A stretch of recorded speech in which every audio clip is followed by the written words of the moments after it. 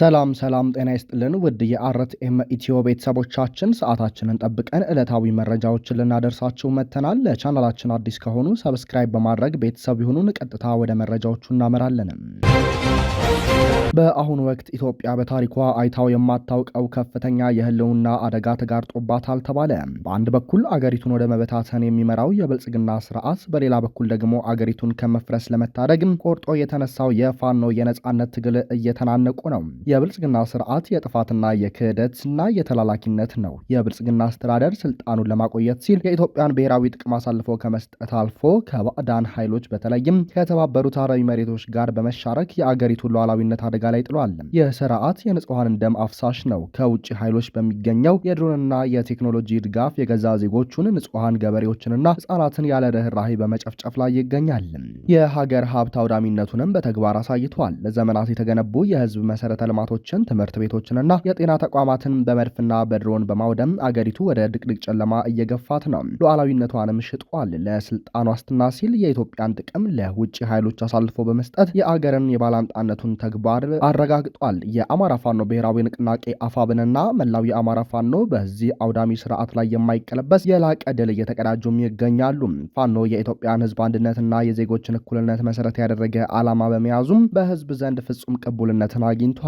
የብልጽግና ስርዓት በውሸት ፕሮፓጋንዳና ከጎሳ ፖለቲካ ህዝብን ለመከፋፈል የሞከረው ሙከራ ከሽፎ ፋኖ የኢትዮጵያዊነት ተስፋና ምልክት ሆኖ ወጥቷል።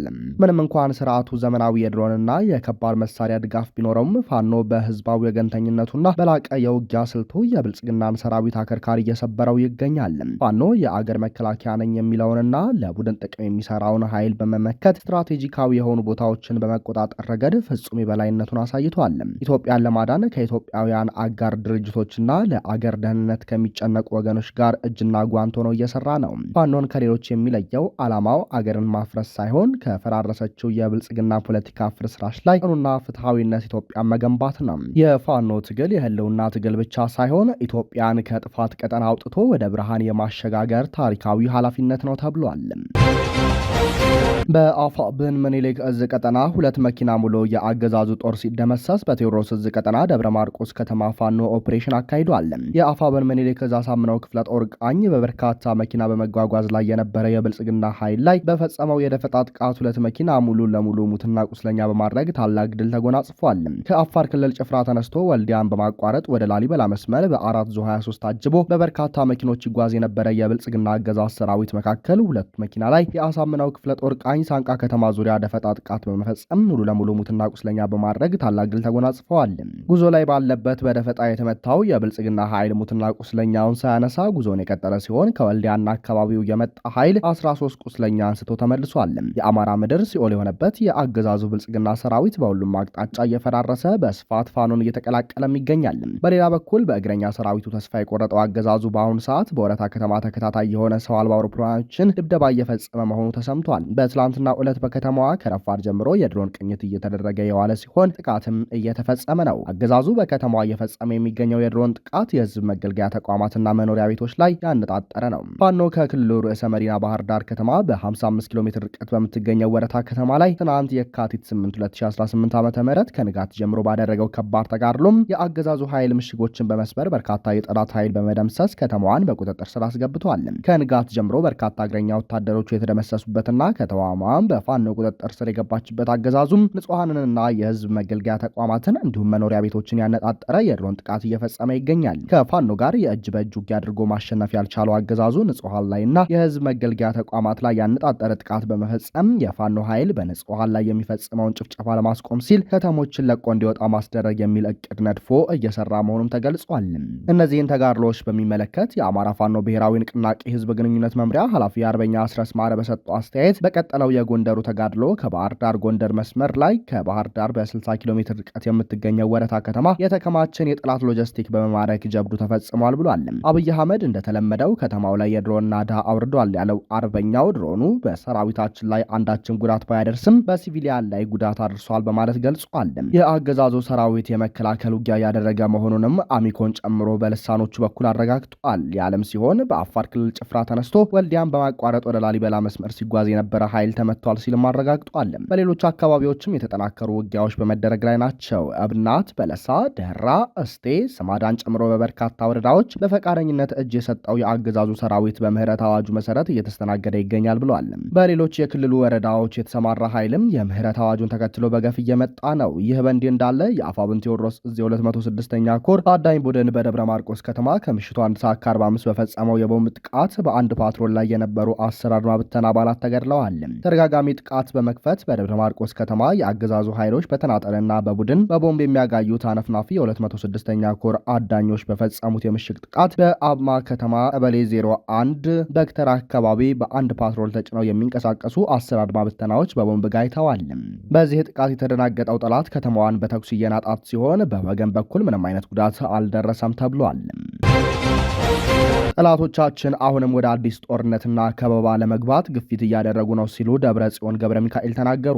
የህወሓት ሊቀመንበር ዶክተር ደብረጽዮን ገብረ ሚካኤል የትግራይ ህዝብ በአሁኑ ወቅት እጅግ አደገኛ በሆነ የህልውና ፈተና ውስጥ እንደሚገኝ ገልጸዋል። ሊቀመንበሩ 51ኛውን የካቲት 11 የህወሓት የምስረታ በዓልን አስመልክቶም በዋሽንግተን ዲሲ ለሚገኙ የትግራይ ተወላጆች ባስተላለፉት መልእክት ጠላቶቻችን አሁንም ወደ አዲስ ጦርነትና ከበባ ለመግባት ግፊት እያደረጉ ነው ሲሉ አስጠንቅቀዋል። ዶክተር ደብረጽዮን በመልእክታቸው እንደገለጹት የፕሪቶሪያው የሰላም ስምምነት በተግባር ተጥሷል። ህዝባችን ተበትኖ ባለበት፣ ወገኖቻችን ወደ ቀያቸው ባልተመለሱበትና ስምምነቱ ተንጠልጥሎም በቀረበት በዚህ ወቅት አሁን አደቃቸዋለሁ፣ አጠፋቸዋለሁ የሚል መንፈስ ካለው አካል ጋር ነው ያለ ነው ብለዋል። ሊቀመንበሩ ይህም ሁኔታ ትግራይን ወደ ሌላ ጦርነትና ጥፋት እየመራት መሆኑን በግልጽ አመልክተዋል። በትግራይ አንድነት ላይ የሚሰነዘሩ ጥቃቶችን በተመለከተ ሊቀመንበሩ ጠላት አዲስ የኢኮኖሚና የፖለቲካ ከበባ ለመፍጠር ግፊት እያደረገ መሆኑን፣ በውስጥና በውጭ ያሉ ከዳተኞችና ጠላቶችም የኋላ ቀርነትና የአካባቢያዊነት ስሜቶችን በመቀስቀስ ትግራይን ለመበተን እኩይ ተግባር እያከናወኑ መሆኑን ተናግረዋል። በዲፕሎማሲው ረገድ የሚደረጉ የውጭ ሚናዎችን ሴራዎች ተጠናክረው መቀጠላቸውን በማንሳት የህልውናችን በጋራ እንቁም ሲሉ አክለዋል። ዶክተር ደብረጽዮን ትግራይ የገጠማት ይህንን የማይታለፍ የሚመስል ፈተና ለመሻገር ብቸኛው መንገድ አንድነት በመሆኑን አሳስበዋል። ሊቀመንበሩ አክለውም በትጥቅ ትግሉ ወቅት የታየውን ጥንካሬና በጦርነቱ ወቅት የተመዘገበውን ድል በመድገም የትግራይን ህልውና ለማረጋገጥ ሁሉም የትግራይ ተወላጅ አቅሙን አሰባስቦ እንዲነሳ ጥሪ አቅርበዋል። ይህ በእንዲህ እንዳለ የአብይ አገልጋይ የሆኑት አቶ ጌታቸው ረዳ ሌላ አነጋጋሪ ጉዳይ ይዘው ወጥተዋል። ጦርነቱን እንደጀመሩት በጠዋት ወደ ታደሰ ወረደ ደውዬ ምንድነው የሆነ ያለው አንተስ አለህበት ወይ ብዬ ስጠይቀው አይ ምን መሰለህ እናሸንፋለን የሚል እምነት ስላላቸው ነው አለኝ ሲሉ ከቀናት በፊት በጠለምት የተካሄደውን ውጊያ አስመልክቶ በሌተናል ጀነራል ታደሰ ወረደ ጋር ተነጋግሬ ነበር በማለት ሞክረዋል። ጌታቸው ንግግራቸውን ይቀጥሉና እኔም በል ጦርነቱ በአስቸኳይ እንዲቆም መስራት አለብን ብዬ ሀሳቤን ሳልጨርስ ቆይቼ ልደውልልህ ብሎ ስልኩን ዘጋው። ከዛ በኋላ በተደጋጋሚ በደውልለትም ስልኩንና ኢሜሉን ስለዘጋው ማግኘት አልቻልኩም ሲሉ ሊረጋገጥ የማይችል መረጃ አሰራጭተዋል። ታደሰ ወረደ በውሳኔያቸው ያልተሳተፈና የማያውቅ መስሎ ቢያናግረኝም በደንብ ያውቅ እንደነበር እርግጠኛ ነኝ ሲሉም ሌላ ዙር ወቀሳ ስልጣኔን ነጥቀውኛል ብለው ባሰቧቸው ታደሰ ላይ ሰንዝረዋል። ጌታቸውም አክለው ከ4 ቀናት በኋላ ደውል ብለውት ነበር መሰል ወደ ጠቅላይ ሚኒስትሩ ደውሎ እኔ በዚህ ውሳኔ ላይ የለሁበትም ብሎ ነገራቸው። ጠቅላይ ሚኒስትሩ እንደዛ ከሆነ እንዲያ ብለህ በመግለጫ ተናገር አሉት። እሱም እሺ ብሎ ከተሰናበተ በኋላ በትግራይ ቴሌቪዥን ወጥቶ መከላከያ የሚተኩስብን አልመሰለንም ነበር፣ ትኩረት ያጡት ጥያቄዎቻችን ትኩረት እንዲያገኙ ብለን ነበር የተንቀሳቀስ ነው ብሎ ተናገረ ሲሉ ቲቢኤስ ለተሰኘውና በጀነራል ጻድቃን ለተመሰረተው ሚዲያ ተናግረዋል። ሆኖም ጌታቸው በየጊዜው በየሚዲያው እየወጡ ከሚናገሯቸው ውሸቶች አንጻር ይሄኛው ንግግራቸው ውሸት አለመሆኑን ማረጋገጥ አይቻልም። ምክንያቱም በትንሹ የስልክ የድምፅ ልውጦችን እንኳን በማስረጃነት ማቅረብ አልቻሉም። ውድ የአርቲኤም ኢትዮ ቤተሰቦቻችን ለሰዓቱ የነበረን መረጃ ይህንን ይመስላል። ሰብስክራይብ በማድረግ ቤተሰብ እንድትሆኑ እየጋበዝን ቸር ተመኘንም።